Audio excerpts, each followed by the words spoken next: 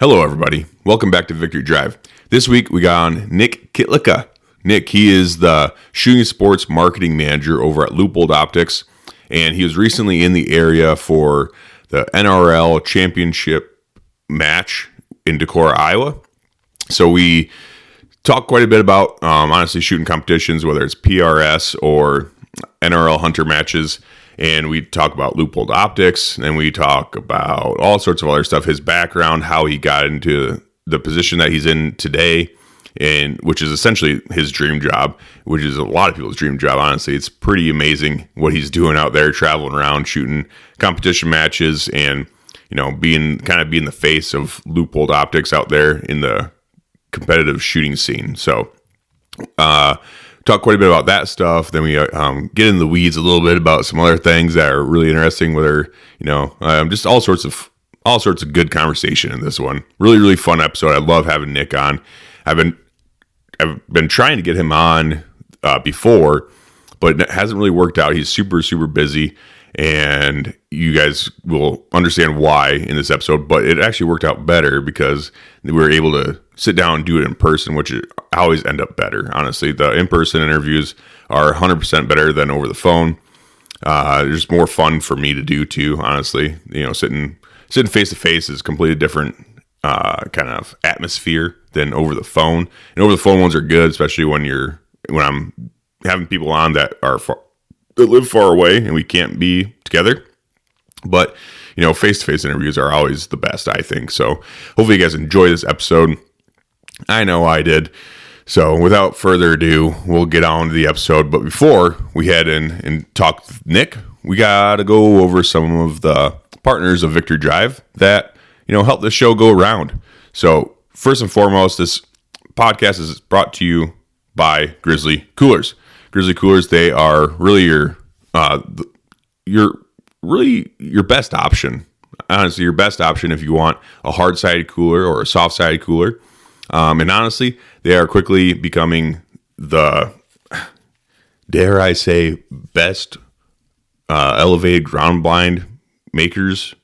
They make a high-end ground blind that's like roto-molded just like their coolers. It's absolutely insane. So if you guys are interested in coolers, drinkware, or hunting blinds, check out Grizzly Coolers. And when you're at the website, which is grizzlycoolers.com, use code WCB at checkout to save 15%.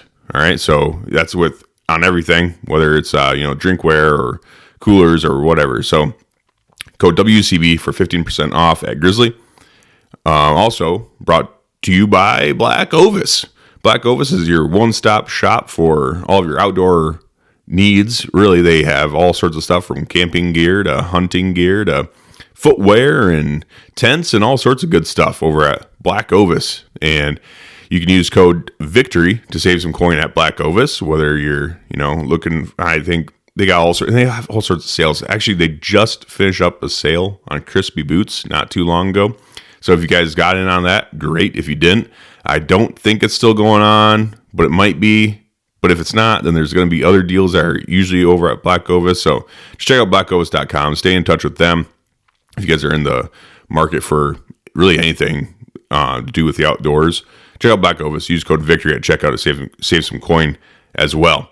And also Mountain Ops. Mountain Ops is a supplement company, so they're making, caffeine drinks, caffeine powders. If you're sick of going to the gas station and buying Monster energy drinks or some other bullshit like that, then you can get Mountain Ops and use Ignite to wake your ass up. It also has nootropics in it, which is good for your brain.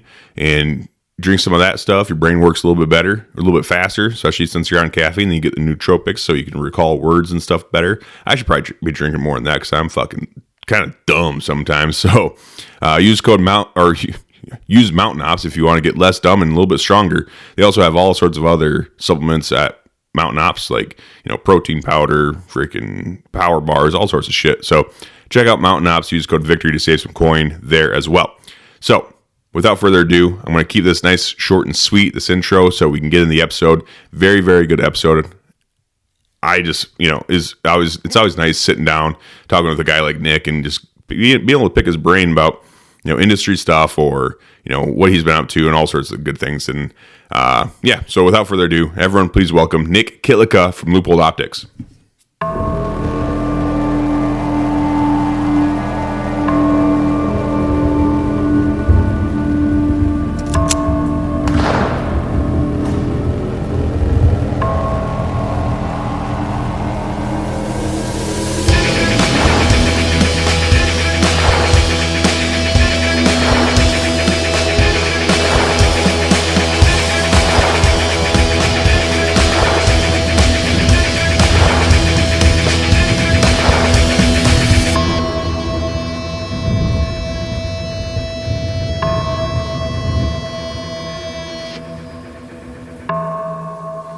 All right, I guess it's Nic Kytlica, right? Or is it Kytlica? Kytlica. Kytlica, okay. You said it right the first time. Okay, I thought so. I just didn't want to second guess myself. Most people, they see my first name and they get to my last name, they're like, and I'm like, yeah. No. Kytlica?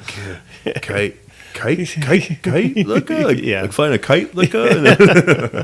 Yeah. All right. So, real quick, Nick, where's that name from? It's Czech, actually. Czech? Yeah, I'm actually first generation of my family born in America. So, oh, no shit. Yeah. My grandparents came over, were displaced by the Nazis and fled. And then my dad was born in Italy. And then he actually grew up in Sao Paulo, Brazil for the first 10 years of his life. Because back then, with refugees coming from that, there was two different countries taking refugees, the U.S. and Brazil. So they got Brazil. It was like a random draw thing. So, but then they eventually were able to make it to the U.S. That's how they did it? It was like a random draw? Yeah. No shit? Just a lottery system? Yeah. There was only two countries taking refugees. They would go to Italy and then they would have to be, moved out of there. So, yeah. It was a whole crazy thing. And, holy crap. And then, like one of the craziest stories, my grandfather came to the U.S., right? And they came through New York and he'd never driven a car before.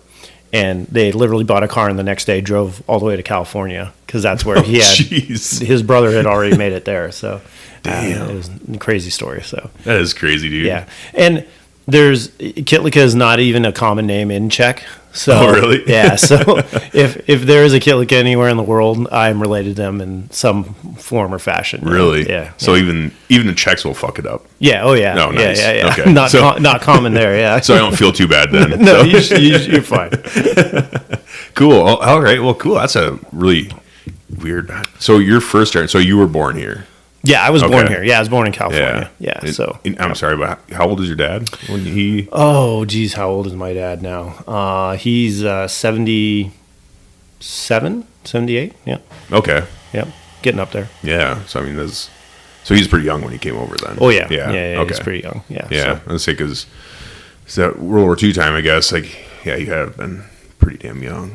Yeah, he was actually born in the back of a taxi cab in Italy, in Naples, on the way to the hospital. They didn't make it. Damn. Yeah, my grandmother was pregnant with him when they were walking over the Alps into Italy. So, holy shit, dude! Yeah. That's so crazy. That whole thing, just looking back into World War II history and stuff like that, it's like the whole displacement of so many people was insane, enormous, right? And we see what's going on right now in the world, and we think that's a lot, and it's bad, and a lot of people are displaced, but nothing compared to that was insane. A lot of people, yeah, for sure.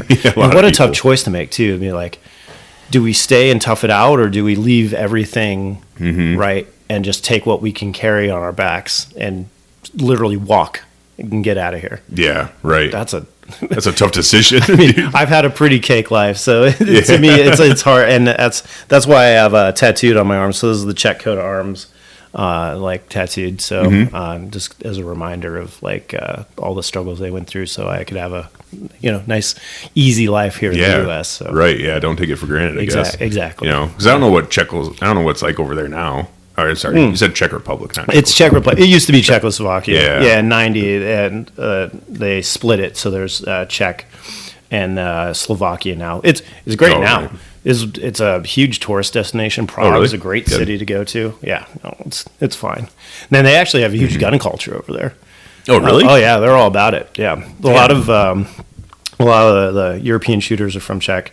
You can own firearms there. There's no weird laws or anything like that. Oh, So, really? Yeah. No. Man, whenever I think of other countries, especially European countries, I just always think they're kind of gay about gun laws. So it's like, I mean, it differs from country to country. Absolutely. Right. Germany is pretty strict. Like Germany is like, you can have firearms, but like, and I may be getting this wrong. Someone might be listening to this and say this, but I'm pretty sure they have to be like kept, like you have to be part of like a hunting club.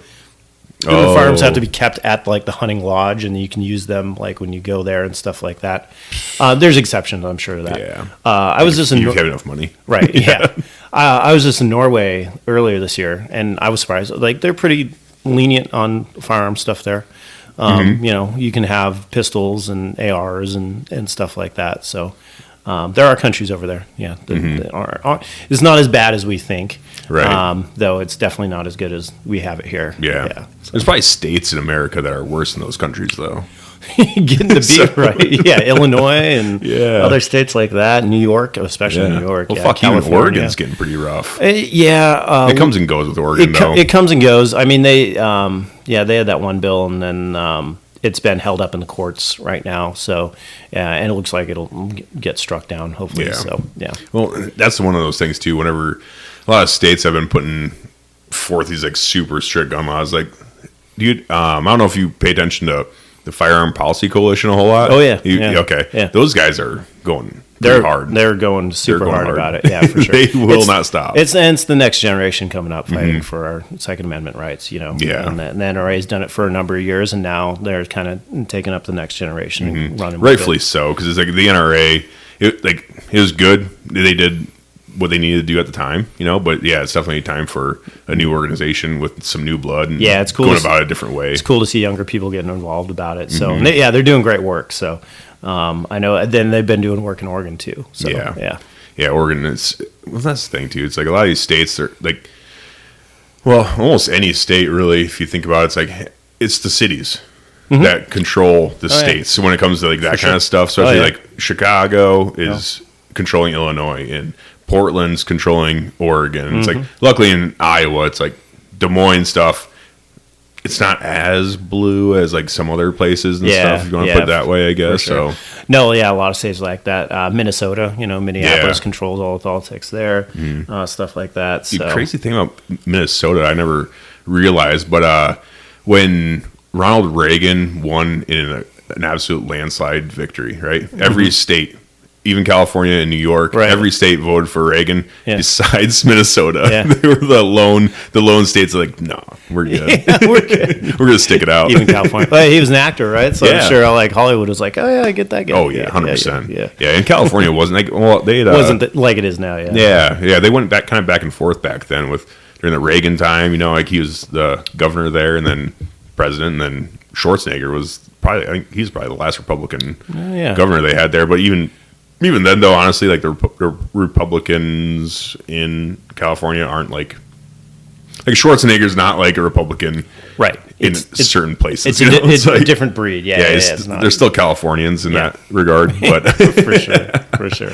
But I don't want to talk about politics that much because I've been doing a lot of that. So it's just the election season's coming out, so it's like shit. It is, sure. Yeah. No, I want to talk about You work for Leupold. Can you kind of take us through like what you do with Leupold and your background, how you got into that, and all that good stuff? So I'm the shooting sports marketing manager now.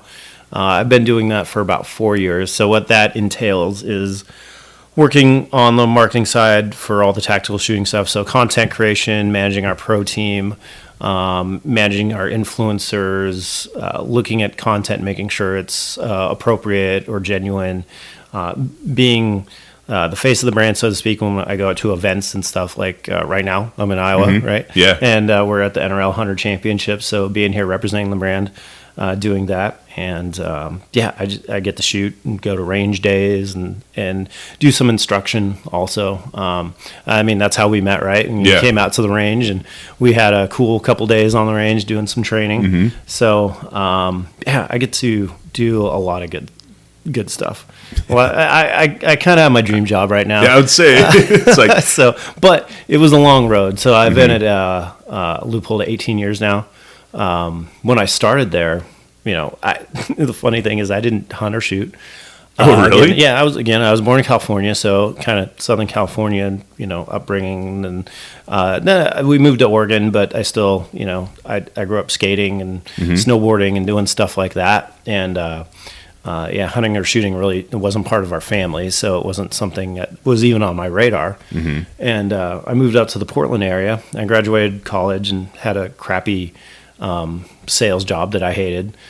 For a grocery distribution company. And I had a buddy who I skated with, and he had gotten a job at Leupold in the warranty department. And he was like, "Oh, I could probably get you a job there. They're looking for another person." I was like, "Yeah, put in a good word."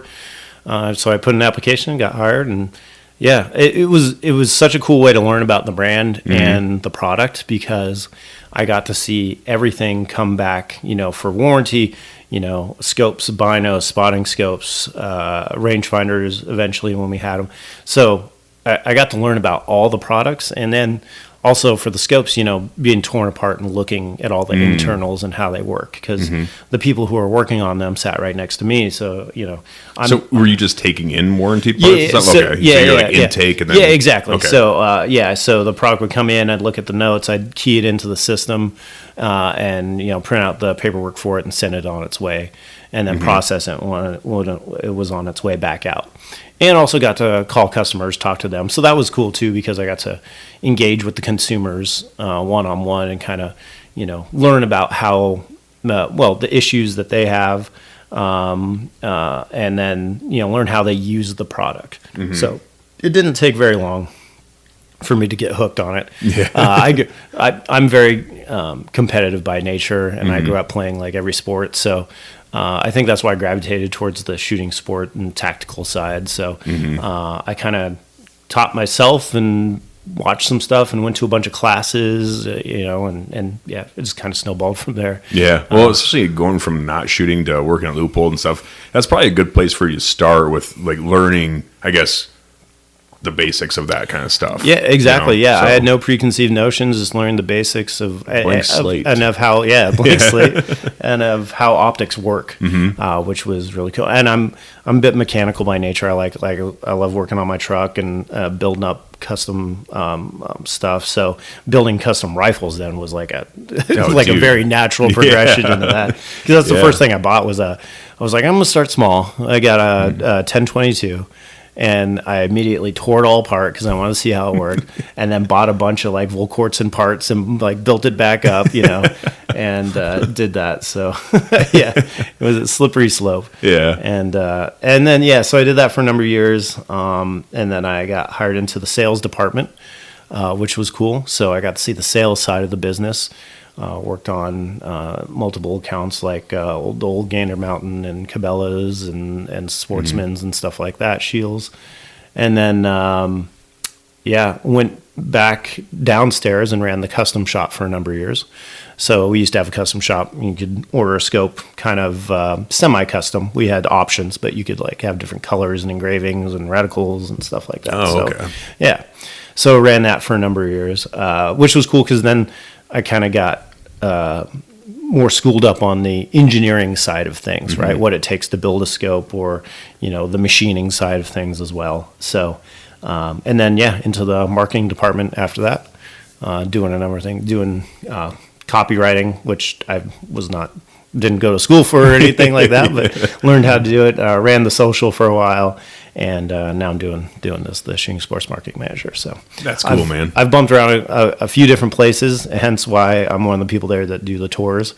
Because I can take people around all the different spots and kind of I know enough to be dangerous on the shop floor and stuff like that. So that's like kind of the epitome of kind of working your way up, like working your way through departments and just moving through and just being, I guess, there for whatever the company needs and just kind of going through it that way, I guess. It's a cool journey, and it's such a great company to work for. It's still family owned, and they treat us really well. And when I first started working there, I saw people that were there 20, 30, even 40 plus years, and I'm like, oh, this is a good sign that people, the longevity of the employees there. And I'm assuming you talk to those people too. Yeah. And they're like, yeah, it's great. Yeah, Even exactly. after 30 years. And it's like, a lot of times, because I've been through or talked to factory workers that have worked in factories for, 20 plus years. but they're doing it out of necessity, not because they love it. It's like you talk to them like, fuck this shit. I can't wait to get my 401k, get the fuck out of here. So it's like when you talk to those 30-year-old, I guess, like veterans of the company, and they're all still saying like, no, it's great. I love that. So I'm still here. It's like, okay, cool. The company culture is good. And I think one of the big main drivers of that is you're not just making, like, you're not at a factory making like a gear for some other big part or something like that. Like, you actually see the finished product come out, the scope, and it's an American made thing that you can take a lot of pride in. And that was the one thing when I first started there I thought was really cool, because the previous job was just a distribution company. Like, you're not making anything, you're just selling stuff and food, and like being able like to hold this like thing that came out of the factory. And then the other side of that is what I call I have the benefit of working in a passion driven industry. So anyone who buys a Leupold product buys it because they're passionate about it, and that's like their hobby. Not even hobby, maybe that's a term that's not even strong enough, but and I get to share in that, right? So it's not just like a refrigerator that you buy or a microwave or something like that. It's like millions of people will go their whole lives without buying a Leupold product, but the people who do are really passionate about it and really care about it. And they're not buying it out of necessity. Yeah, it's not a necessity. That's what's kind of cool about, I guess, like maybe cool and bad. And if you're looking at business wise, it's like you're not selling a product that people like really need. Right. It is for hobby. It's not a cell phone. Like everyone has a necessity a cell phone, at this point. It's a necessity. Yeah. Or like a refrigerator, or flooring, or TVs and stuff, where these things have worked their way into American life, where it's like a necessity to have certain things. Right. Like a scope isn't really a necessity. It's someone that's already gone through the motion of like you said, passion. They're passionate about either shooting or hunting. Yeah. And they are already kind of in there, so like for them it's a necessity because they have a gun. Like, what am I going to put on it? Like, so it's like, and they have to go shopping around for that. But it's not really. You're talking to people that want to buy your product. Generally, they want to buy the product, and they want to be part of the brand. And exactly. And then they're excited when, like, I would remember the first years I was there, and I would get to go work the local sportsman show that was at the Expo Center there in Portland.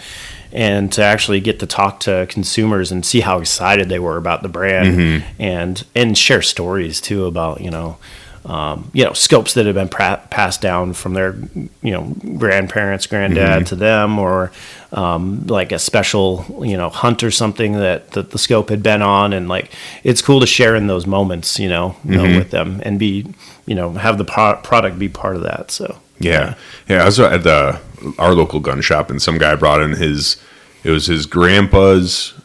He's an older fella too, but his grandpa's 300 Savage lever action. I can't remember what it was. Is it a Ruger? Or no, I'm sorry, it's a Savage, but it's the lever action one. I can't remember what model it was. Yeah, I don't know. But whatever. It's a 300 Savage. I don't even know if they really make 300 Savage anymore, but it had a Leupold Very X3 or 3X on it. Maybe Very X3. Yeah, Very X3. One of those on there. I'm like, oh, damn, that's an older scope. He's like, I'm like, Grandpa bought it when he was out hunting elk in Colorado. I don't know when it was, but he told me the whole story. I'm like, that's so cool. He's like, I just want to get everything refurbished and done up nice so I can go elk hunting with him. Like, that's such a cool thing. I'm like, are you going to change the scope? He's like, no. He's like, this thing still shoots. I'm like, fuck yeah, nice. That's cool. That's awesome. Yeah. No, I see people all the time. Yeah, he's still using those older scopes, and that's why we guarantee them for life. They still work.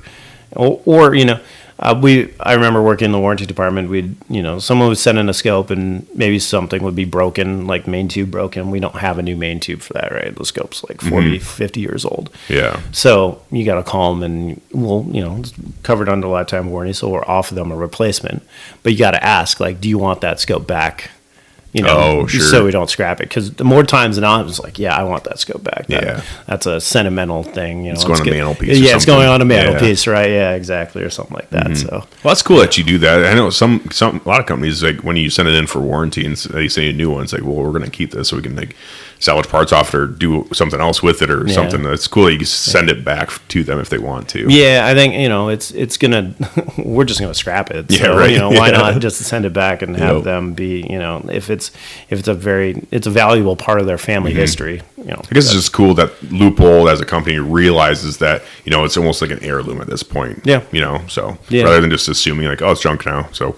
Well, again, I think that's what stems from them being a family-owned company and them enabling us to make decisions like that are focused on the consumer. I think that's also really important for Leupold being such a, I guess, because how long has Leupold been around? Since like the 60s or something? 117 years. So we actually started in 1907. Oh, Jesus. That was a little off. No, you were actually close for rifle scopes. So we didn't start making rifle scopes till 1945. Oh, okay. So, yeah. So it was 60s is still off from 45. Right, yeah. Yeah, it was closer. It's closer than 1914. Yeah.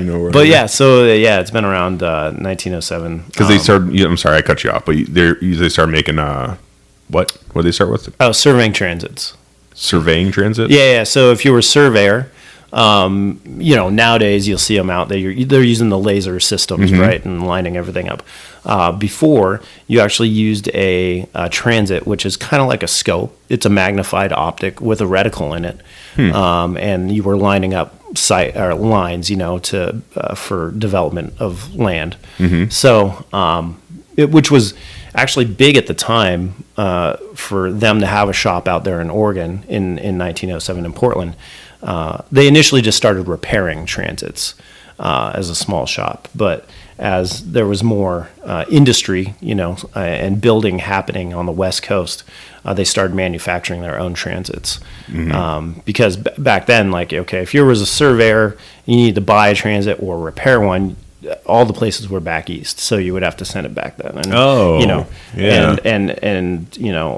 transit times back then would be, you'd probably be without your gear for months, right? Exactly. Yeah. Right. So there was no tracking by your UPS package back then. So that makes sense, because that is barely out of the Wild West, dude. Yeah, exactly.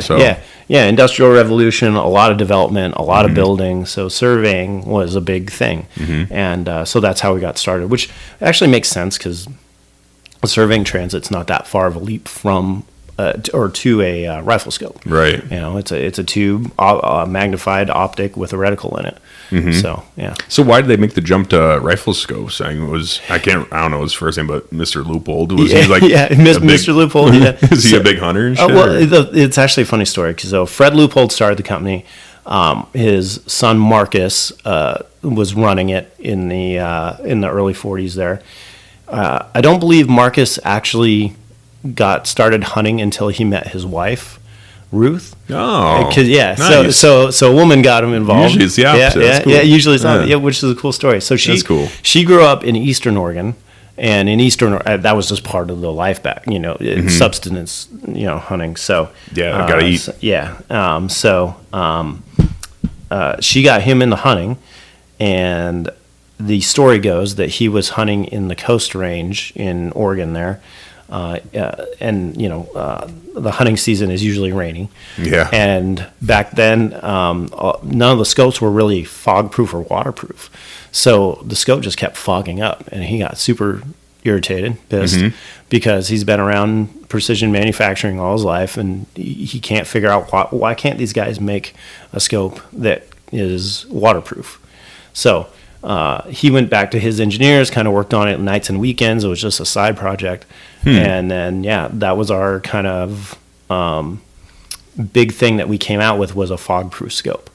So was Leupold the first company that made a fog-proof scope? I believe so. No shit. Someone might want to check me on that, but I believe we were, and that's definitely what we led with the marketing. It was like guaranteed fog-proof was like on everything back then. No shit. So, and imagine people like tinkering with like fog-proof, like, oh yeah, if you spray this spray on there, something like Rain-X or something. Yeah. But so they started. Was their surveying equipment? Was that all fog-proof? It probably was, wasn't it? No, actually. Maybe in the later years. I actually have one of the transits. Mine. I found it on Craigslist, actually. Oh, no kidding. Yeah, it was an estate sale. Yeah, that's cool. It's like just randomly Google or search for Leupold stuff, and this person had 2 transits for sale. With the wooden leg tripods and the case and the whole thing. So that's neat. Bought both of them. Nice. I would say that one is probably not fog proof, just from looking at it. That one was made in 1914. I'm sure I don't know if any of the later transits were. Okay. But For a surveyor, I would assume you'd probably be out there. You might have a little tent or maybe umbrella or something over the unit while you're using it. Not like a hunting situation where you're not going to take your tent with you to when you got your servants out there with the umbrella. Yeah, exactly. Yeah. So, yeah. Okay. Well, so I might be stupid, but what makes the scopes fog proof is that because it has nitrogen in it? Yeah, like injected. It would be the seals. So utilizing tighter tolerances, utilizing O-rings or seals like that, and then nitrogen purged. So having nitrogen on the inside. Okay. But nitrogen on the inside doesn't matter if you don't have seals, right? It's got to be sealed in there somehow. So a sealed system that will stay fog proof. Yep. So damn. So he figured that out kind of to an extent. He's like, yeah, we can do this. Yeah. And talk to his engineers. Like, damn, that's wild. But it was a very simple scope. I believe the first one was a 2 1/4 power, just straight tube. And then all the adjustments, so there was no adjustments on it. All the adjustments were in the mount. So the mount had adjustments on it, elevation and windage. And they probably just did that for zeroing purposes. Yeah. Okay. Back then you would zero your rifle on and just let it rip. Yeah. So, yeah. With 2 1/4 power, probably what you were shooting, probably your max would be 200 maybe. Well, yards, when you're like getting good at shooting with iron sights, then you're like, I can make it look 2 times bigger. Like, holy shit! I mean, now I can shoot 2 times farther. Think about that at the time. That's pretty wild, revolutionary. Yeah. And now we have I don't shoot that unless I'm on 20 power. Dude, I know. Well, that's the thing. I feel like a lot of people nowadays, because my dad, he started me off with iron sights. Well, I actually asked him for a scope when I was young for my slug gun. He's like, the fuck can you do for? We're only shooting fucking 50 to 75 yards. I'm like, yeah, he got a point. Yeah. So it's like he was always of the mindset like. Iron sights are faster and handier because we're pushing deer, doing deer drives and stuff like that. He's like, you need to be fast. You don't need to be like shooting out there a mile. It's a good way to learn. It's a fucking 12 gauge shotgun, slug gun. You're not. So, anyways, I guess I started off with iron sights and like kind of progressing into scopes and stuff. I feel like a lot of people generally think they need more power than they actually do in certain circumstances. I would agree with that. Or, not necessarily that you don't want a scope that has a higher power, but taking shots on those higher power. Yeah. I think one of the most common issues I see with shooters and hunters sometimes is getting on target quickly. And when you're magnified really high, your field of view is lower. Oh yeah. And you'd be like, the guide might point out that, okay, they're over there, get on it. And you're just like, they can't find it, right? They're looking in the scope, they're looking back and forth. And it's like, man, if you just went down in magnification a little bit, honestly, you can shoot out to 10 power, or you can shoot out to 1,000 yards on 10 power pretty accurately. Oh yeah. 100%. Generally when I'm shooting competitions, like for NRL Hunter, the one I'm shooting here, I'm not usually over 15 power. And PRS, I'm not usually over 18 power-ish. Some people like to go a little bit higher than that, but I feel more precise and smoother when I'm on lower power, too. Yeah. So especially with like NRL and stuff, I feel like. For sure. For positions that may not be as stable as you want them to be, right? And that's when you're magnified more too, it exacerbates your movements. Every little movement seems like a lot. And when you magnify back out, everything gets a little smoother. Yeah. So, but it can be good to have that magnification. There are times to use it. And especially if you want to identify stuff or need to really shoot a long distance or if you are really stable, if you're laying prone, and you're taking a shot, maybe you want to bump it up to 25 power or something. But for generally speaking, I think you need less magnification than I see a lot of people on. Yeah. So I think with like hunting purposes and stuff, it's like, I've seen those instances with like, I guess guides and stuff, or someone's like a spotter is trying to help their buddy on there, or a guide is trying to help their hunter on an animal, and they're like, and especially if you're hunting like herd animals, they're like, no, the one that's second from the back, and they're like, I can't see it. Right. It's like, damn, dude. Exactly. And they're like, they're doing that thing where they're pulling off like, okay, I see it. No, I don't see it. No, okay. Yeah. It's like you busted that baby down to like, Right. 3 or 4 power, found it, and then zoomed it on it, whatever you need to do. But that's why also like in hunting situations, I feel like you need to be kind of fast on the power, because if you take that first shot, I understand wanting to be like, getting there closer, take your shot, but then you want to be off of it in case they run. Maybe you made like a not the best shot in the world, and you want to get a second shot, and it's like you don't want to be in there at 23 power and be like, fuck, where is he? Shit, I can't see anything. Just get knocked off the animal. Yeah. Mm-hmm. And we actually did that drill the other day at the range. We were training some people, and it was more a hunting focused training. And that was one of the drills. Was we got down under a timer. You take your first shot, and I wanted to see how fast you can take your second shot. Like how fast can you get a follow-up shot on that target? Yep. Smoothly, and not get knocked off target, and not run the bolt so hard that you lose where that target is, right? And I'd have them do it on high power, and then I'd have them take it back down on magnification and do it. And they're definitely faster every time on the lower power. Yeah, taking that follow-up shot. Mm-hmm. Yeah. I had a buddy that was a sniper of mine. He always told us, it's like, you want to be as close as you need.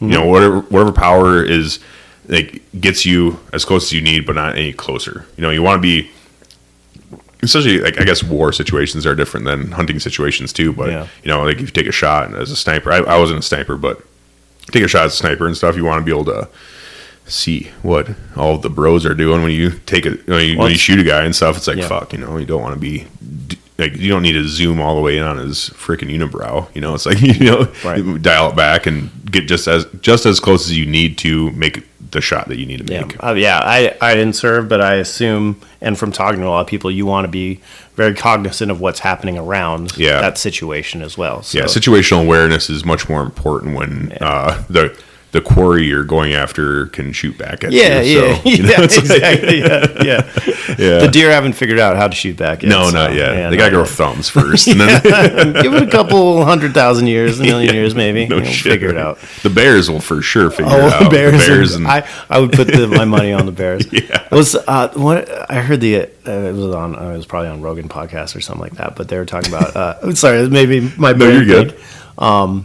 That apes right now are in the Stone Age, and like the evolution, and the I've seen the videos before of the orangutan like spear fishing and stuff like that. Them using learning how to use tools. It's so crazy. It's weird to think about that and be like, oh, maybe they are in the Stone Age. Yeah, are we the Anunnaki? It's like, are we the ones that are like here right now, and we're looking at these animals, and like, and maybe in like I don't know, another 1,000 years or something like that, are we gonna be the ones like teaching these monkeys or Planet of the fucking Apes? I was like, I just watched that shit with my daughter not too long ago. And it's like, the scientists are teaching the monkeys stuff, and then they like next thing you know, the humans are kind of extinct and the monkeys are ruling the world. It's like, are they gonna look at us as like the Anunnaki, and then they're gonna evolve, and people are gonna, and then monkeys are gonna have podcasts like this, like talking like, so the Anunnaki actually were kind of fucking pussies. They didn't even have hair. That's weird. Some could grow beards, some couldn't. It's insane. I don't know how they made it that far. That's so funny.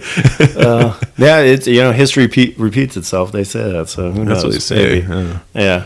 I don't know. It's kind of wild to think about. I don't. Whenever I think about like that out of that stuff that's just out of the realm of like I guess possibilities for right now. It's so weird. It's so weird to ponder that kind of stuff. I geek out on that stuff, man. I'll sit down and watch Ancient Aliens on History Channel for like 2 hours, 3 hours straight. Oh, dude, the dude with the crazy hair. Oh yeah, he gets so wild. Yeah. I'm telling you, with the Greek name that I can't say, I can't remember. Yeah. Everyone just knows him as that guy from Ancient Aliens. Oh yeah, that's for about sure. all it is. So yeah, right. He knows who he is, and we all know who he is too. So no, I love that stuff. Yeah, I mean, I don't know how like religious you are and stuff, and we don't need to go down that road necessarily, but it's like whenever I think of like the afterlife and death and all that kind of stuff, and like stuff that no one really knows about, but humans being, I don't know if cocky is the right word, but know-it-alls, if you will, like a lot of like scientists and like super smart people, way smarter than I am. As a species, we like to think that we know a lot more than I think we actually do know. I 100% believe in that. I don't think we know a fraction of what we think we know. Yeah. You know, and science, medical stuff across the board, right? This shit changes all the time, too. And it changes all the time, which it should, because you should be trying to find out new stuff, and science and medicine should be evolving as you figure out new stuff. But this world's a crazy place, especially like when you start looking at like the atomic level and things like that, and like how everything interacts with each other in the environment. And there's like the trees start to, the trees talk to these other trees and put up defenses when, Yeah, dude, the trees in the fucking forest in Lord of the Rings. Yeah. Well, not quite like that. They haven't started walking around yet. But not yet. But there's weird stuff like that you're like, how is that even a thing? Like, maybe because we don't know as much as we think we know. So, I think as a species we tend to be a little cocky. So definitely do. I mean, it wasn't that long ago when the smartest people in the world, the scientists and stuff, we were all very convinced the world was flat. It's like, how could it be round? Yeah. Have you tried standing on a fucking ball? It doesn't work very well. It's pretty unstable. It's like, well, if you make that ball really, really, really, really, really, really big, then you can stand on it. Right. But it's weird, because everything changes as we learn more stuff, and we definitely know a lot right now. But it's like, oh man, there's still so much that we just are like, that even scientists kind of have to chalk up to faith, where it's like, absolutely, it's like, ooh, I don't really know, because like, how did the Big Bang start? Well, shit banged together, and then a rock got big enough to have a gravitational pull. It kept other rocks and dust on the surface somehow, and then shit just started growing. Water appeared out of nowhere, and shit just started growing. It's like, that doesn't make any sense to me. Like, you can't. It just seems like it's too much chance to really. Yeah. For me, for my simple mind, it's like too much chance goes into that. And it's like, we like to play the statistics game, and then they throw out, they're like, well, there's so many rocks in the universe just smashing into each other. Eventually something's going to happen. That's weird, right? I don't know. It only happened once? I heard a quote the other day, and I'm going to butcher it and paraphrase here, but it was something about, they were talking about science, and it was something about, I think they used drinking a glass of water as the analogy, but the more you drink of science, the more you learn. When you get to the bottom of the cup, the more religious you get. Oh yeah, yeah. Yep. And I thought that was a really interesting way to think about it. Yeah, it's like halfway through, you're straight up atheist. And the deeper you dive into, like you said, getting into all the minutia of how things actually work, and there's so many instances where like, how is that possible? Why is that possible? Yeah, that you might start thinking, oh, okay, maybe there is something else at work here. So. Yeah, I feel like there's just, no matter what that thing is, like, it's just, there's got to be something I don't know.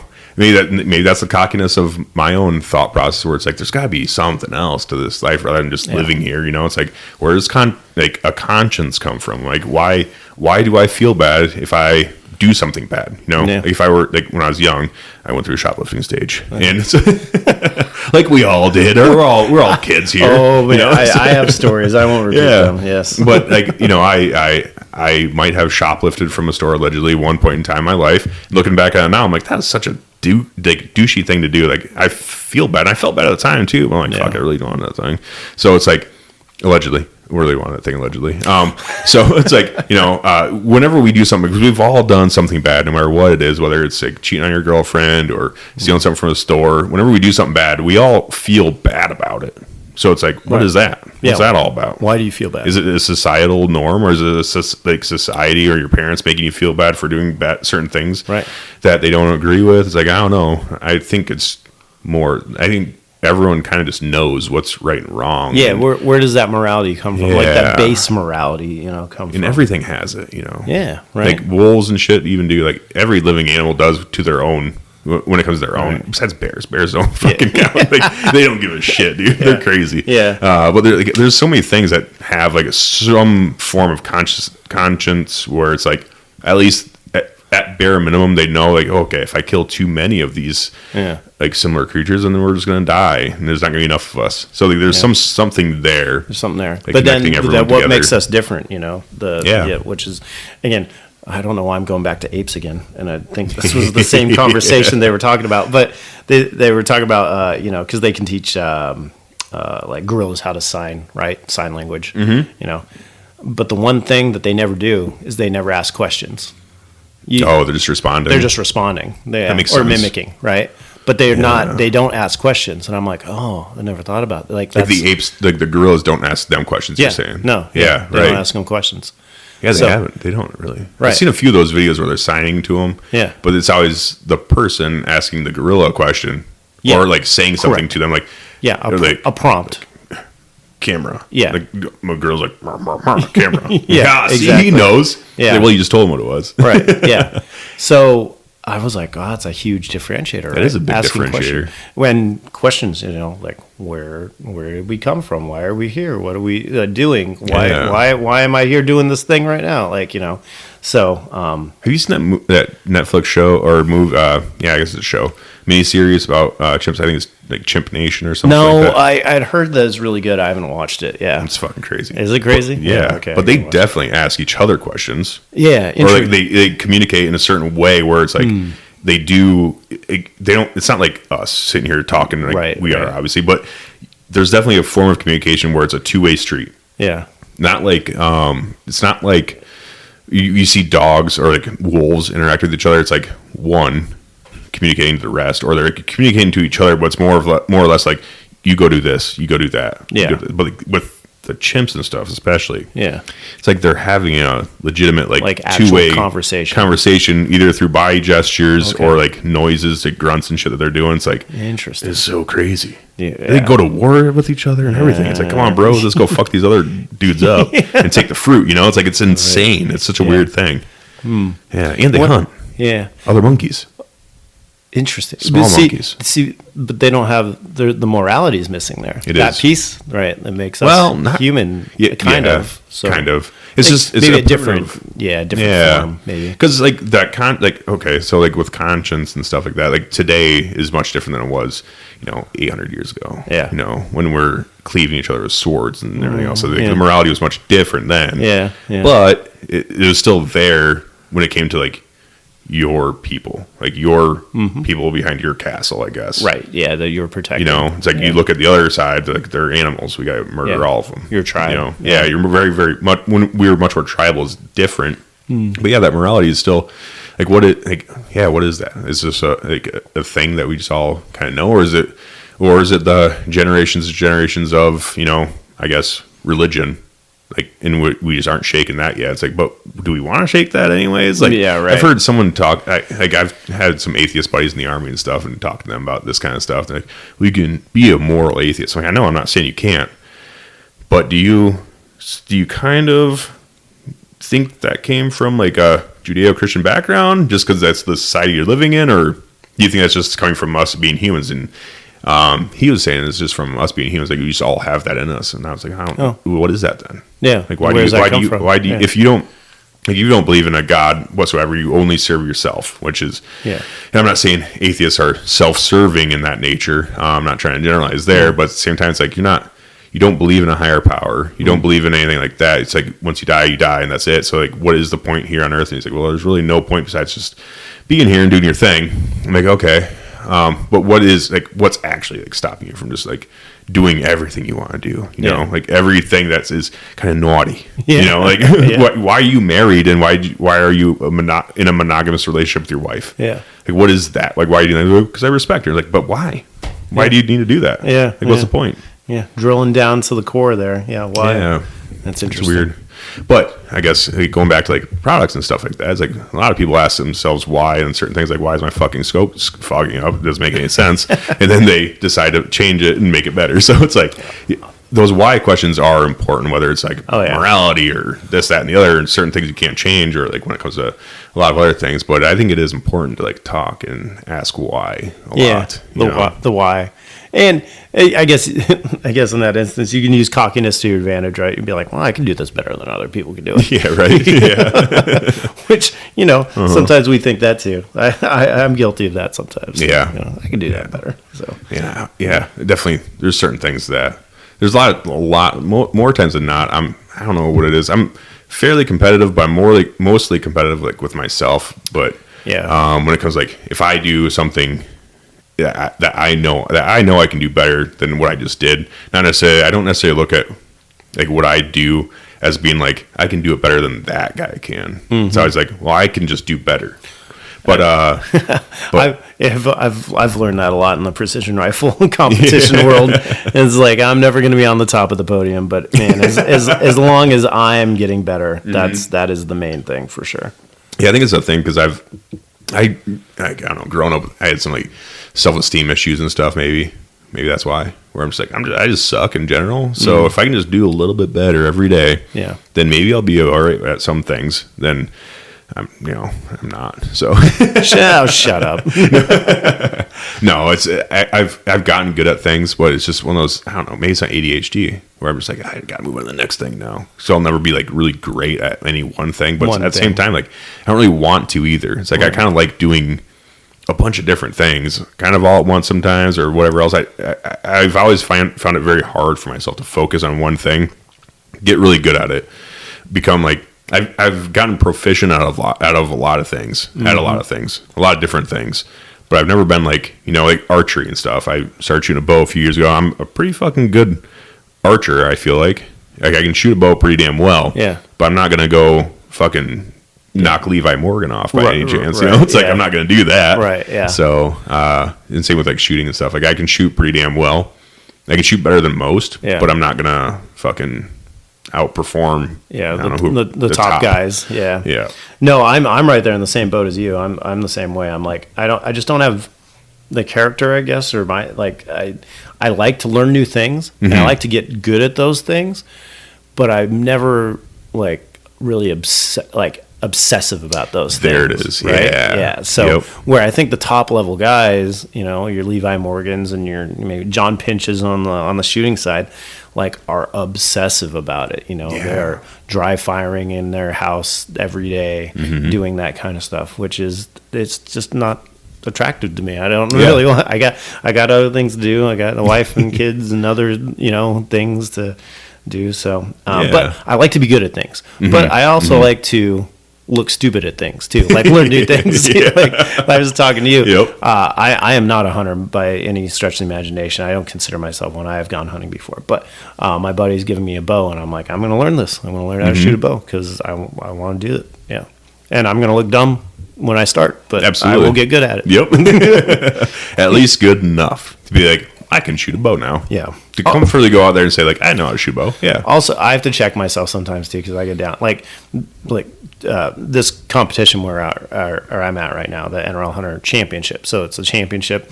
So arguably the best shooters in the world at this certain style of shooting. And today I didn't shoot that well in the morning. The afternoon was the better. But I'm like, oh, I gotta check myself. Like, these are the best shooters in the world. Oh, sure. And I'm like, like, God, I suck. It's like, oh no, okay, I don't suck so bad. I am around really, really talented people. So, for sure. Real quick, can we turn some lights on this bitch? I'm about. Yeah, for sure. Let's see. Yeah, I want to hit that one. There we go. Yeah. I started losing your face. I was like, oh shit, I can't even see Nick anymore. You getting night blindness? I think it's the contrast from outside where it's like makes you look darker than you actually were. Gotcha. But yeah, no, I mean, that's good though, to surround yourself by like some of the best people in shooting, to be like, oh, like maybe you get down on yourself here and there, but at the same time, like that's how you get good at stuff. That's how you get good at it. You don't go shoot with people who are. I mean, it's good to train people and like get people into shooting, but you have to shoot with people better than you, and that just across the board. Whatever you do, you got to train with people. Yeah. You got to spread the wealth a little bit. You got to shoot with some people that don't necessarily know, and they're looking to you for help. Yeah, and you can be kind of that middle guy, but then you need to go get some help yourself from some people that are better. I've had that conversation a lot because we sponsor some instructors, like firearms training instructors, and a lot of them are just personal friends of mine, and they are so involved in their business, of like instructing. They forget to take time for themselves to go out and train go shoot, with the homies who are better than them.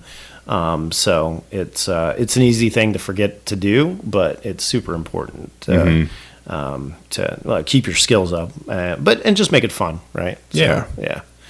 Yeah, it's supposed to be fun. That's the whole point of all this. Is like, Yeah. if you're not having fun when you're doing it, then why are you doing it? Because it's not paying the bills. No. Well, for you it is, but like for us normal people that don't work for, I guess I shouldn't say normal people. You're a normal guy. I shouldn't say like.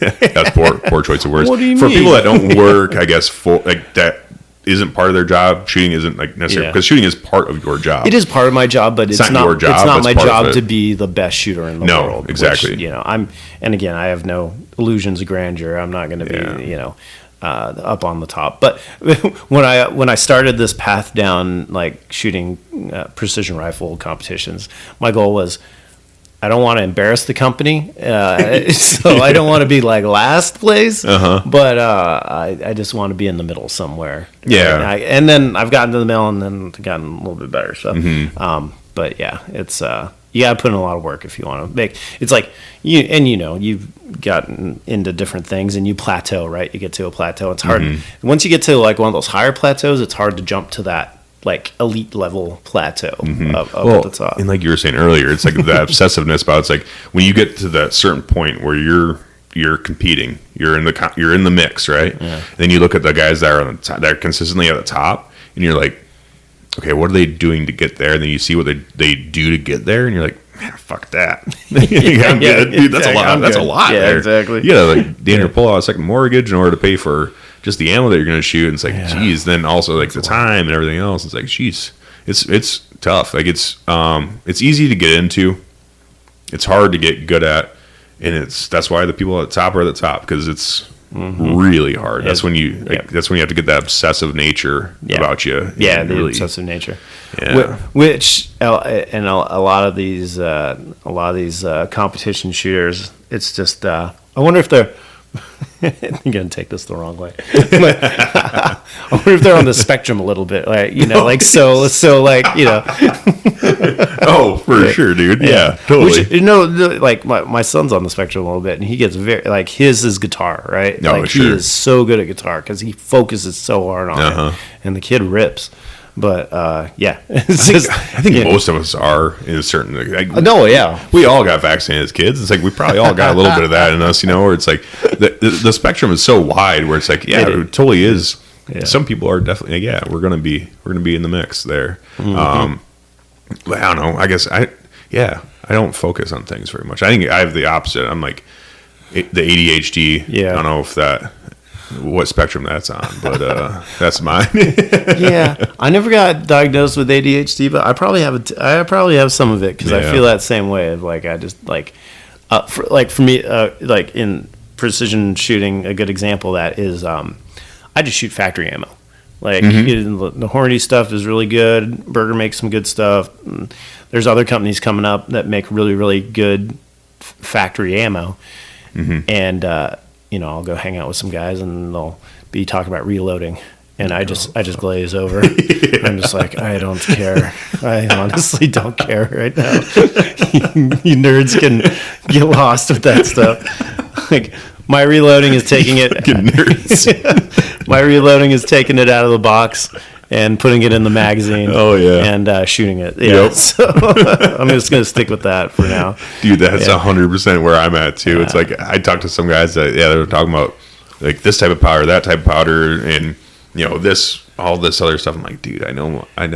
Yeah, like Burger's pretty good. Horny's pretty good. It's like I'll stick with the professionals that do it for a living. Yeah, and some of them like they just love it, right? It's their and it's their escape. They get to go down their shop or whatever and like just like zone out and make some rounds. And it's I just don't have that drive to do that, to get that technical about that stuff. It probably does cost me some points every match, but that's fine. It's fine. I don't know if it's fine.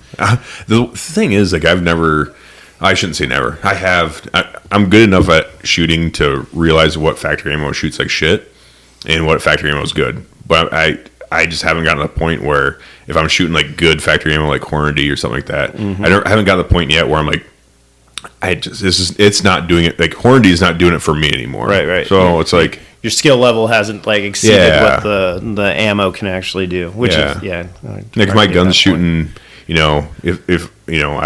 I shoot a 5-round group at 100 yards and it's like plowing a hole through the paper. I'm like, exactly. That's pretty fucking good. I shoot sub half MOA all the time with the horny ammo I shoot, and it's like I can't really argue with that. So I'm not going to. Yeah. Or I could go the other path. One of my buddies who shoots Matt Allwine, he's taught his boys how to reload. So he's got his kids downstairs reloading all his ammo for him. I was like, oh, that's smart. Seeing his little helpers, come here. Here's your powders and your casing. Here's your brass. Exactly. Yeah. Oh, that's funny. You pay them. You get a nickel for every round or something. That'd be sick. That's actually a good idea. Yeah. I need to get my daughter into that. Yeah. No, I've been getting into really. So in Iowa, we're a 35 to 50 caliber state now. So I've been looking into 35 Wayland's, so. At some point, whenever I do get a 35 Wayland, I'll probably have to start reloading that, just because there's not a whole lot of factory ammo options out there for it. Yeah. And the ones that are out there, it's like Remington has Remington Core Locked out for it. And it's like, yeah. But do you want to use that? Yeah. Yeah. Then do I want to get just like stuck with just that option? It's like, it's nice to have options and try different things out. It's like, I don't want to just shoot Remington Core Locked, or I think even like Winchester XPs have 35 Wayland maybe, but that's a little bit tougher to come by. But it's like, I'll probably have to start reloading is what I'm getting at some point whenever I get a 35 Wayland. But it's just so expensive too. It's like I look into getting a press and all that shit, and it's like, fuck, man. The press is like fucking $1,000. Yeah. Jeez. I don't have much room left in my shop, honestly. I'm like, I don't know where I'd put a reloading bench. Yeah, right? Yeah.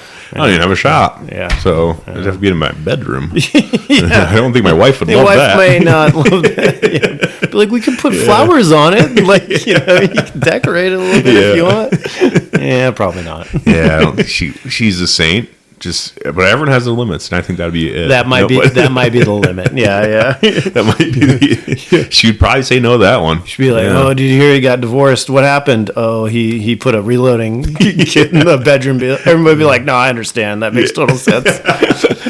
Literally, everyone sides with her. That's everyone's side. Well, that's kind of fucking rude of them to think that you would be okay with that. So, I'm not winning that one. Not winning that one. No. However, is there a more manly way to get a divorce? I'm not saying my wife wouldn't divorce me for it, but she just wouldn't.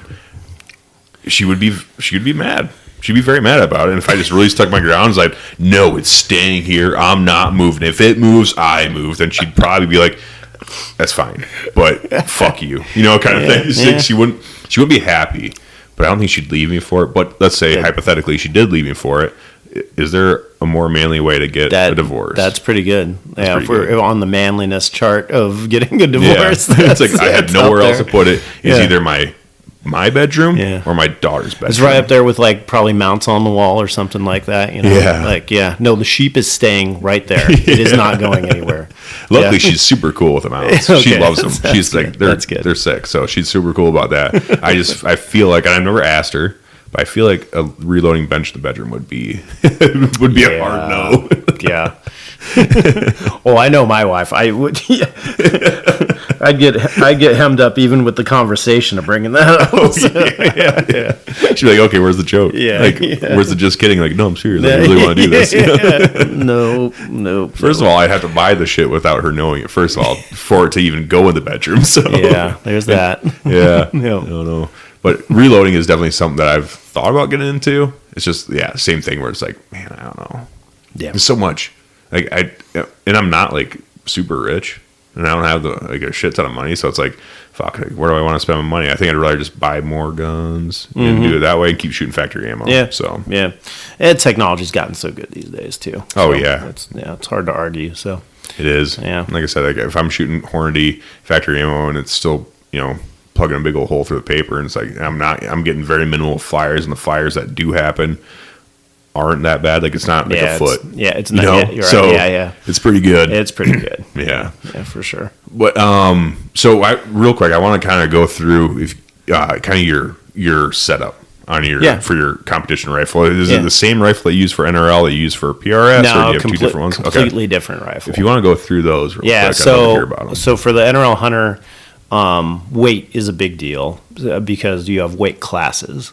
So your open light division is up to 12 pounds, which I know a lot of hunters that like who don't shoot will probably laugh at because they're like 12 pounds. That's a heavy ass. God dang, man. Yeah. I won't go up that mountain with anything heavier than 6. So yeah. So, but so yeah, open light is up to 12. Open heavy is up to 16 pounds. You have a production class that has to be a production gun you can buy off the shelf and production ammo and that kind of stuff. Is there a weight requirement for factory, or is? I believe it's up to 16 as well. Okay. So nothing can be over 16. Gotcha. Yeah, pounds. And that's with scope, bipod, everything that's attached to the rifle. Except for the magazine and the ammo, obviously. Okay. But yeah, that's how they weigh them. So rifle and all accessories. Yeah, muzzle devices, everything. So it has to be under those weights. Okay. So my rifle is a open light rifle. It's 11.9 pounds. So I snuck in right underneath. It's a Manners LRH stock. So Manners makes a carbon fiber stock, and it has the full Arca rail on the front. And then I use a MDT Skypod triple pull, which if you've ever seen a triple pull, it's pretty funny looking. if you like for a bipod, it is. It almost makes it 4 feet off the ground. I think when the bipod legs are like fully extended. Yeah, it's insane. So a midget could shoot standing up. Yeah, midget. Yeah, nice. Exactly. yeah. Just imagine a midget standing up with the bipod fully extended, and that's what a triple pull looks like. It does come in handy though, and people make fun of it, but like, even I know most people aren't going to pack that, but even for a hunting situation, if you were on a hill, and the hill like a downward sloped hill, and you had to shoot like up a canyon or something like that, you got to get elevation, right? You can't lay prone. So how do I elevate the rifle off the ground to be able to make that shot? With a triple pull, I can extend those legs out.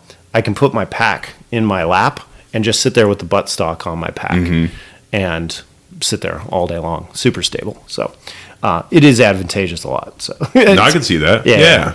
I mean, because how long is it collapsed? Oh, it's probably 12 inches collapsed. No, so it's not really even that crazy. It's not crazy. Yeah. It's not like it's not getting snagged on stuff, So, and I know guys who have gone out and hunted with them. So, it's depending. You may not want to walk 10 miles with it, but if you're just around camp or something like that, probably not a bad deal. Yeah, if you're road hunting or something like that. Okay. When I say road hunting, I don't mean shooting off the road. I mean like driving out, seeing something, a couple hundred yards off the road or something. You're going out there and hiking for less than a mile. Yep. It's got a Defiance Anti-X action, so that's their titanium action. Again, trying to lighten up everything with a pre-fit proof carbon fiber barrel. I believe that one is a 22-inch or 24-inch, 22-inch, I think. And of course, running a Leupold on top. Oh yeah, it's our Mark V 3.618 with the PR2, with Delta Point Pro up top, which is interesting because people are like, if you don't know, they're like, why do you have a red dot on a long gun? That doesn't make sense. And it's for alignment. So again, that previous conversation we had when you're like trying to be like, oh, okay, the target's over there. How do I get on target quick? I can use the red dot just as an alignment tool, like with my natural vision. Yep. Because one of the key things you're doing is you're finding the target, you have to range the target, but you also have to do terrain association. Once you find the target, cool, but like then you have to move and get on your rifle. Do you remember where that target is? Yeah. So you have to terrain associate. So you kind of do that with your naked eye. And then you can put the red dot on that spot and then be magnified in. Well, that makes sense. Honestly, when you put it that way, because at first it's kind of like, why would you really need that? But when you're up looking around with your binos trying to find a target, then you're like, oh shit, there it is. You can keep your binos up, kind of point your rifle in the general direction, get on the red dot, get it on target, and then it's going to be in the scope when you get on your gun. Right? Yeah. We're not clearing any houses with the bolt gun or anything like that. It's not for that. Well, if you're going to clear houses, then it needs to be at a 45-degree offset. Exactly. You can I run at 12 o'clock up top, and then it has there's a company called Strike Without Warning, and they make a brake called a TMB, which is the muzzle brake that I use. A lot of people do shoot suppressed. I tend to go to a brake for NRL hunter at least, because the rifle moves a lot less movement wise with the. Oh, okay. So you noticed that's one thing I've been thinking about. So recoil wise and movement wise, a brake would work better than a brake does dissipate the energy a little bit better. Okay. Now, that being said, there are a lot of companies coming out with hybrid suppressors that kind of have brakes, in it as well, or at least ports or something like that. So there's a element of sound suppression with recoil reduction, and those are getting way better. But I still run a brake right now. So, okay. But if I was actually take that gun hunting, which I totally would actually, I would put a suppressor on it for sure. Oh, gotcha. So I don't have to walk around with ears or anything like that, or blow my ears out. Yeah. That brake is extremely aggressive, and if you shoot it without ear pro on nearby you, it's going to be a bad day. So, yeah. Dude, those good brakes are aggressive though. Oh, it's the guy who runs the company has a sticker called it says concussion gang on it. Nice. Yeah, but when you're shooting it, it's not bad. Yeah, because the energy is not coming straight back to you. It's at a 45-degree angle coming back. So if anyone's standing to the side of you or a little bit behind you, they're going to get the brunt of the force. So, so your spotter, fuck him. You want to be spotting directly behind the shooter for sure on that one. Don't be to the side. Yeah. Oh, that's funny. And it's 6.5 Creedmoor, so that's nothing fancy or anything like that. Some people have poo-pooed on that round, but it's a fucking, if you use it for what you should be using it for, it's a great round. I mean, it's a great long-range round 100%. For, competitions and whatnot. Yeah. It's also a great hunting round as long as you're using it appropriately, I feel like. Yeah, yeah, for sure. We use it all the time at our range for classes and instruction. So yeah, that's what we were shooting when I was down there. Yeah, it's all 6.5s, right? All 6.5. So it's great. Yeah. So that's kind of the NRL hunter setup, and then there's some different gear and tripods and that kind of stuff go with it. But for the gun, that's it. And then on the PRS side, there's no weight limits. So the gun can be literally as heavy as you want. Which, right. So my PRS gun is probably 23 pounds right now. So, and it's a 6 Creedmoor, so less recoil. So no recoil. A little bit, enough, but the gun hardly moves when you shoot it. Oh, I figured. Yeah. But that is the name of the game there because the targets are so small that you don't have anyone spotting for you. You have to spot your own impacts or misses. So you have to be able to make that correction. You have to be able to see where that round went. So can't get knocked off target. And plus, on the obstacles that we're shooting off of, be it like a stump or a rock or a barricade or a cattle gate or something, the more weight, the more stable actually the gun is going to be. Oh, that makes sense. There, right? Yeah. Yep. So for that, I'm running a Foundation stock. So this company called Foundation, they make a stock out of micarta, which micarta is like a material that is used on like knife handles a lot, right? He takes a whole block of micarta and mills a stock out of it. Damn. Which is super cool. That's like really dense. It's super dense, and it's interesting because the recoil reduction and impulse. Like sometimes when you're shooting like an aluminum chassis, you might hear like a ting. You get kind of like a ting sound. Okay. This is just like a deep thud every time you shoot it because it is absorbing all that recoil. It's super cool. I use a MDT Skypod as well. It's not a triple pull; it's a double pull for PRS, so you don't need quite as crazy of a bipod.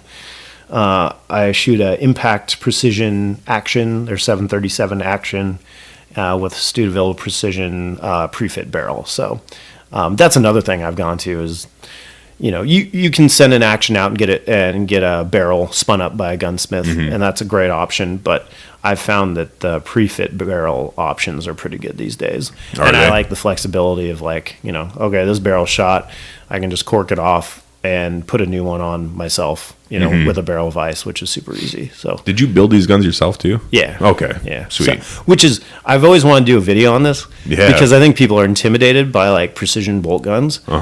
They're so simple.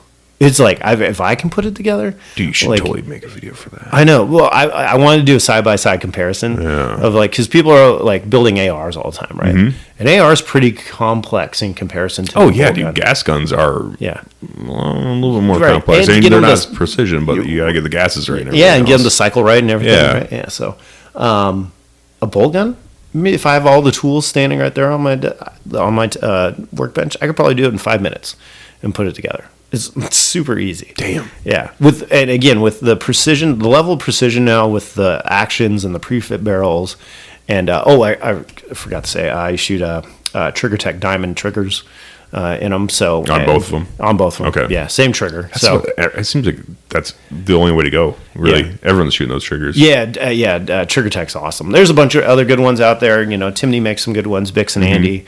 But I've just always liked Trigger Tech, and those guys treat us really well too. Shout out to the Trigger Tech guys. Good. Because video. The video of the bolt gun, because it is.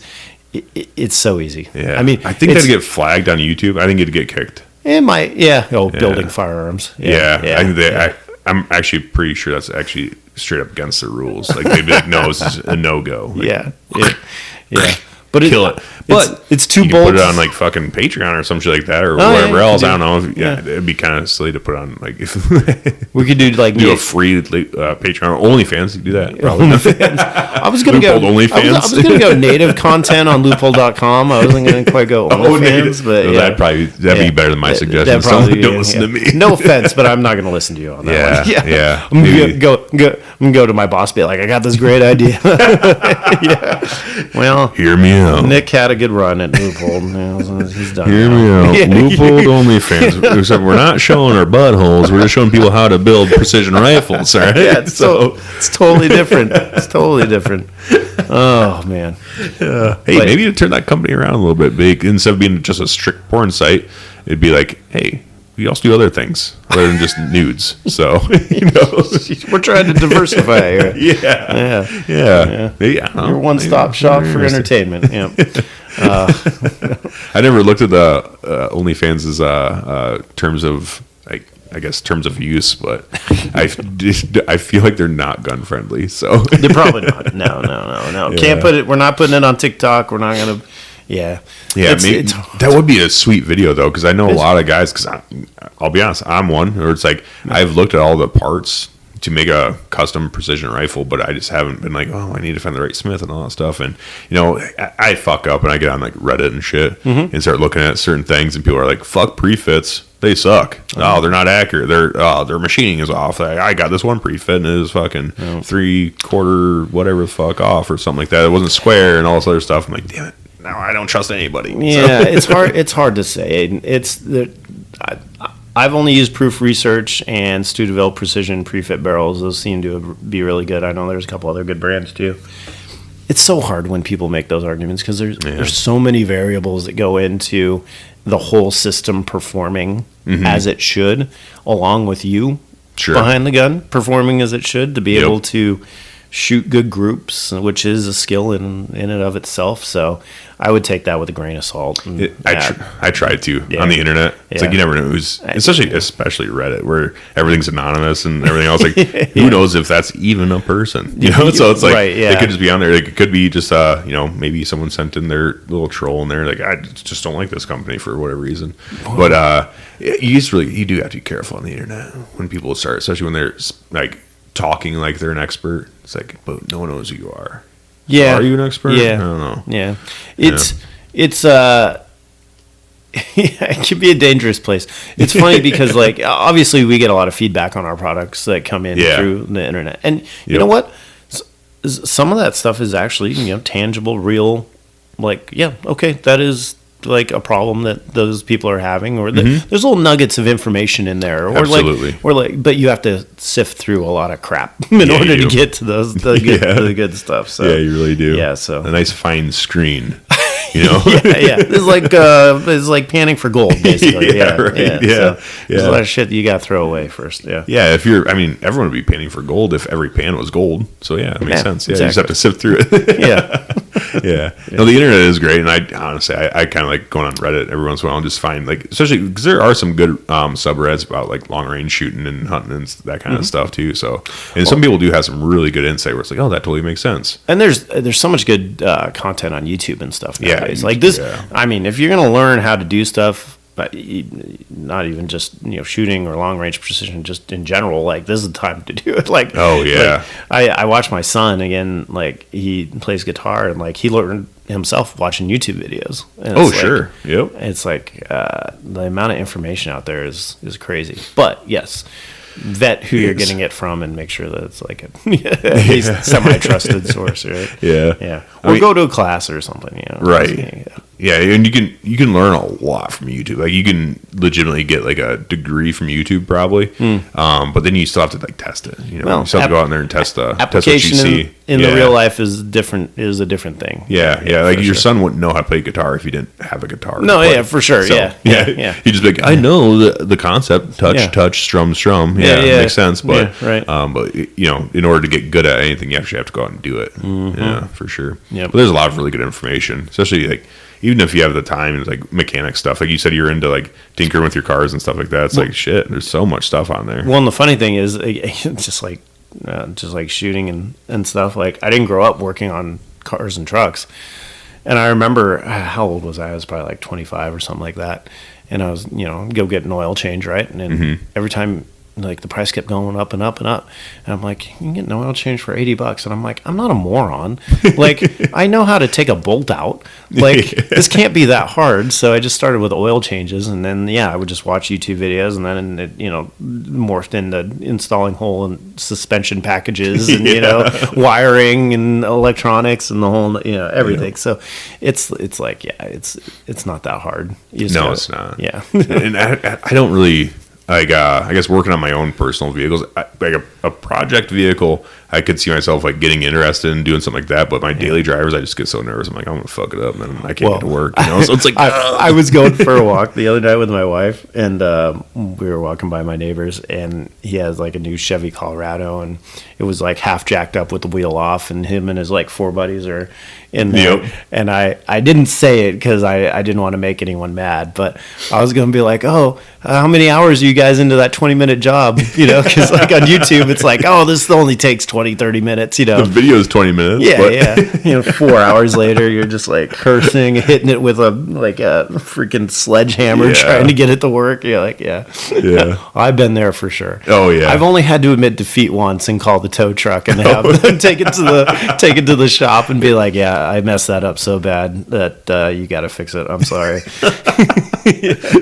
Well, that's pretty good odds, then, honestly. So that's pretty good. Yeah, my Tacoma. I have a Tacoma. I got it with 20,000 miles. It has like 225,000 miles on it now. So nice. With limited issues, so I'm taking pretty good care of it. But that's good. Yeah, only admit defeat once. So, it doesn't make me nervous though. Last time I replaced the axles in the front, I was that close. I was like, I think I'm gonna have to get these aren't going in right. This is not working right. This is not working right. YouTube said it just be bada bing, bada boom, new axles. Even my neighbor came over and he like poked us out on there. He's like, everything okay? He's like, I hear a lot of yelling. I was like, everything's fine. Leave me the fuck alone, Larry. All right, did you see him working here? Exactly. No, sometimes I'll like if we need to. So I went to South Dakota and hunted prairie dogs with my buddies Scotty Sullivan and Matt Hoynes. We were out there shooting prairie dogs, having a good old time, doing our thing, and we were on our way back. So, we were out in the middle of nowhere, South Dakota, all week, right? Shooting prairie dogs, doing our thing. And on our way back, we got back into civilization. I can't remember what city we were in, but we were at a stoplight. And I was turning left to go to this gas station, and turned left, and this motorcycle was following me pretty close. I'm like, whatever. I pulled in there. Get out.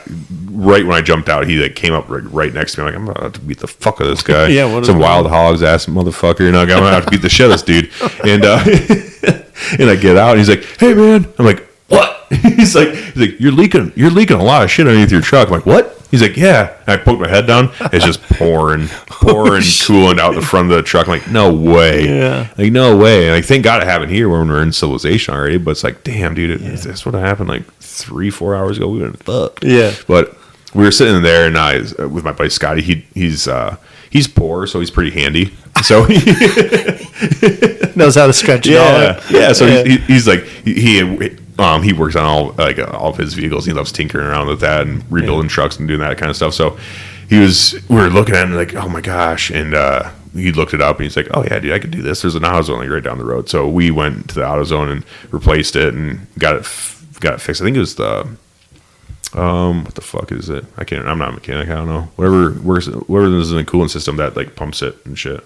The water pump. Yeah. There you go. Yeah, that thing. Yeah. So the water pump went bad, and we replaced that in the parking lot. It did take a couple hours, but it was like doable, at least, thankfully. We just had to borrow all the tools from AutoZone. So they were gracious enough to let us borrow all their tools. So. That's an experience. You haven't experienced being a mechanic, like at-home mechanic, until you fixed something in a Napa or AutoZone parking lot. Yeah. Right, yeah. I feel like those things kind of go hand in hand. Like, it's pretty... That's a good... Yeah, you got to do that every once in a while. I've been there. Yeah. I have too, just in that instance, first of all, I would like to think I would have noticed it before I drove away because it was pouring out, like just water falling out. Yeah. But that was like a nice guy, and I thought I was going to beat his ass, and I felt bad about that. That's like, in my head, I've already beaten your ass like 3 or 4 times, and then he's just a super nice guy. He's just trying to be a good citizen. Yeah. Like, thank God I didn't be like, what the fuck do you want, dude? You know, like, okay, I was also cordial enough until he showed aggression, but he didn't, and he was just super nice. But in my head, I already beat him up, so then I felt bad. It's just weird. It's that morality thing we were talking about, you know? So it's like I didn't even do it, but I felt bad about thinking about it. Morality thing getting in the way again. Yeah. It's like I didn't even do it, but I felt bad. It's like I did a bad thing in my head already. So, but I don't know.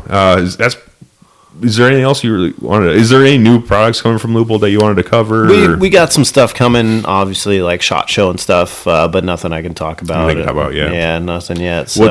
What would be like the new hotness that you can talk about? Not necessarily new, upcoming, but like what's like? Yeah, because you have a new rangefinder out. Yeah, the RX 5000 is doing really good. That one has the pinning feature where it pins to Onyx maps, which is nice since you can have your maps downloaded wherever you go.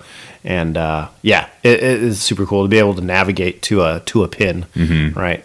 So that's going really well. We have some new rifle cases that came out earlier this year that are really cool. There's a bow case too.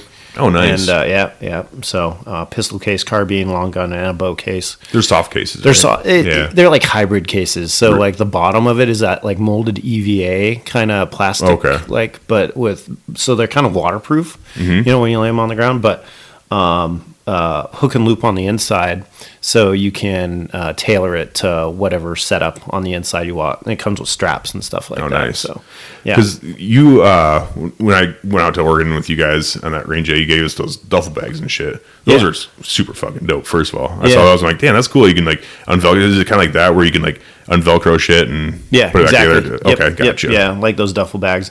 We'll have some other new bags coming. There's some new jackets coming out.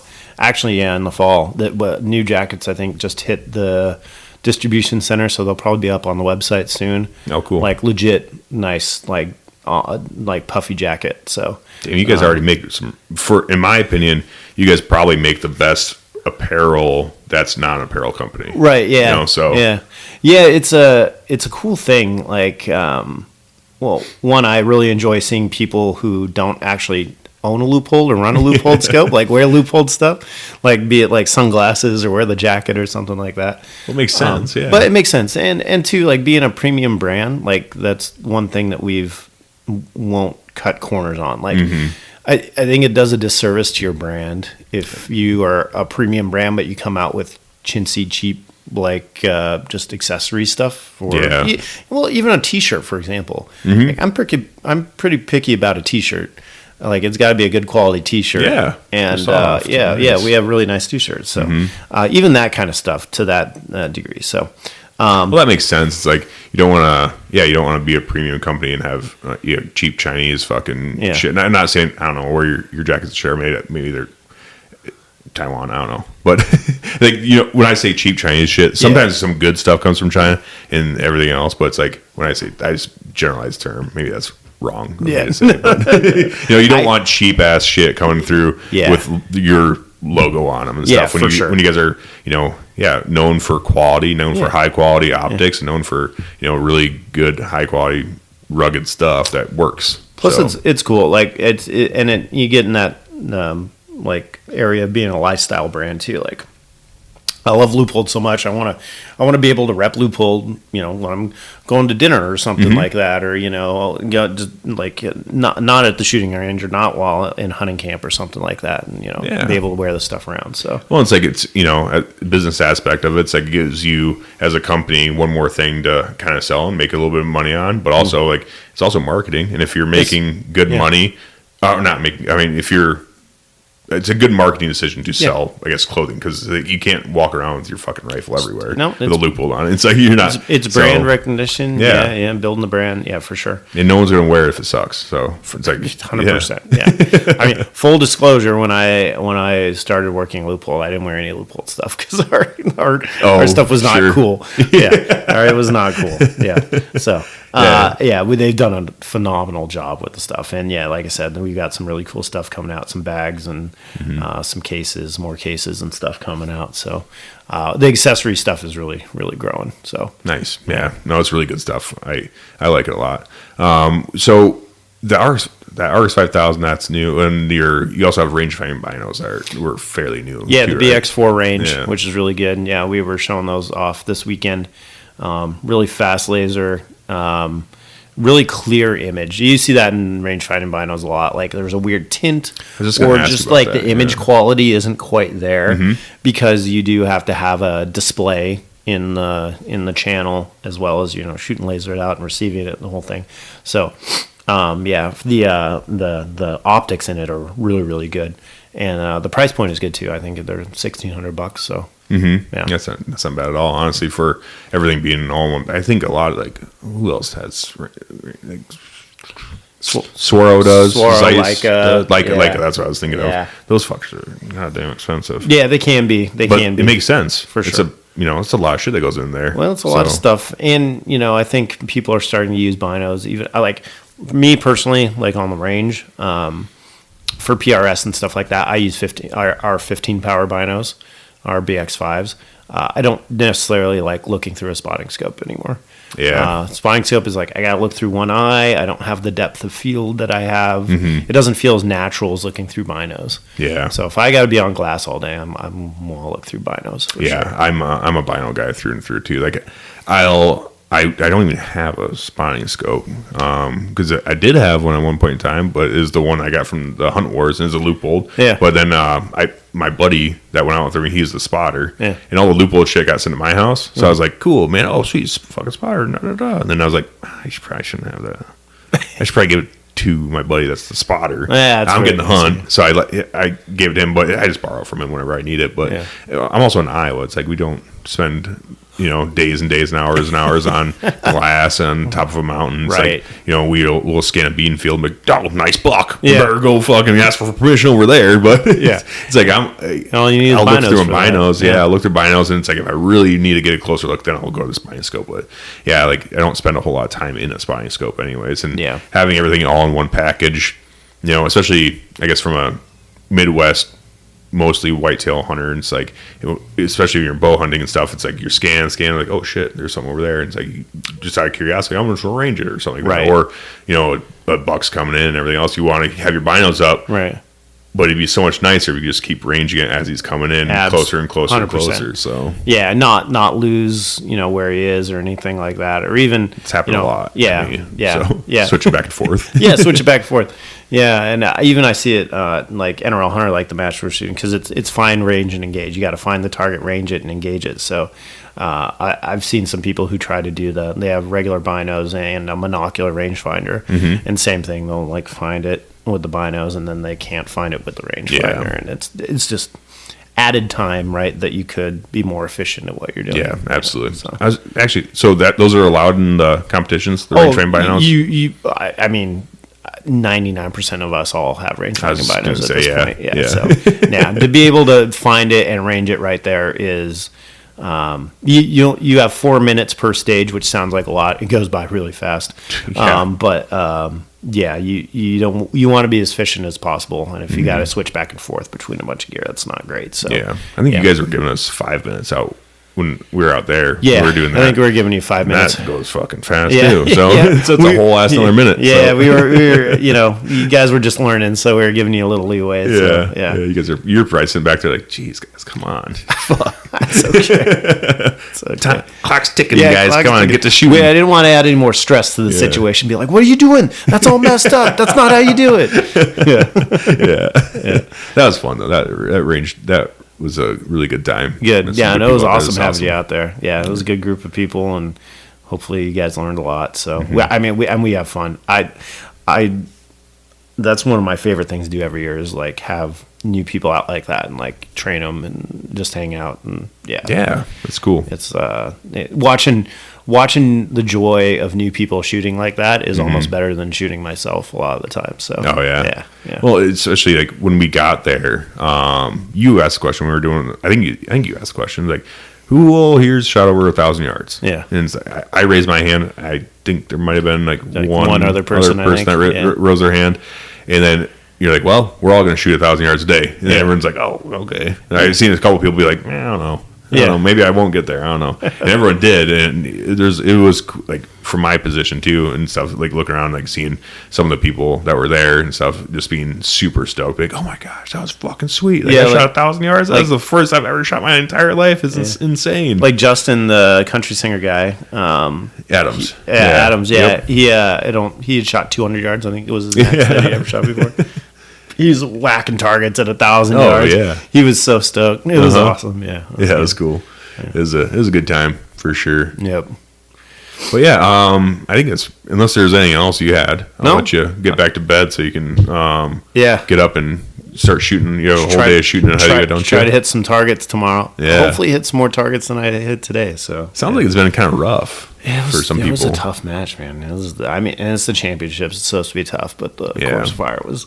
Well, and you're in Decorah, Iowa. It's like pretty rough country out here. So, that's what I thought that too. I was like, Iowa, how hard can it be? But man, he did a good job of hiding targets in some dark, deep little holes and some bushes there, and like there's more terrain here than I thought. It's northern Iowa, right? So it's not northeast Iowa. It's northeast Iowa. So it's not like we're not down in the south, like where it's like super duper flat. So, exactly. Yeah. And it's as you know, live in Iowa. It was a little windy, so there's wind here from time to time. Oh yeah. So which makes things interesting. Which ironically, it's been pretty calm lately. So yeah. I mean, today wasn't bad, but it was just enough to throw you off. And honestly, I don't shoot a lot of NRL hunter matches. Like this is my second one this year. Oh, okay. I usually shoot more PRS matches. My one of our other guys, John, he goes to a lot of the NRL hunter matches and represents us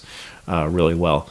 But so I have to get myself back in the mindset of this style of competition. Oh yeah. So the whole morning I'm like, man, what is wrong with me? Like I'm just like all out of sorts and like all messed up. And it took about 3 or 4 stages for me to be like, oh, okay, that's the rhythm. I got it back. Okay. Yeah. And that's the practice thing. That's like we talked about. Like you get good at things, but I don't practice them at home like I should. And, then it's your performance suffers. So I got no one to blame but myself. So yeah. Hey, it happens. Especially when it's a sport like this, where it's not a team sport necessarily. No, you can shoot team division, but it's not a team sport. Yeah. And when things go wrong, you got pretty much no one else to blame. But even in the team events, like when you're not passing the buck, or everyone's watching, like, you did that. Yeah, exactly. We all know you did that. Yeah. You can't blame your spotter. Yeah. We all saw it. Yeah, exactly.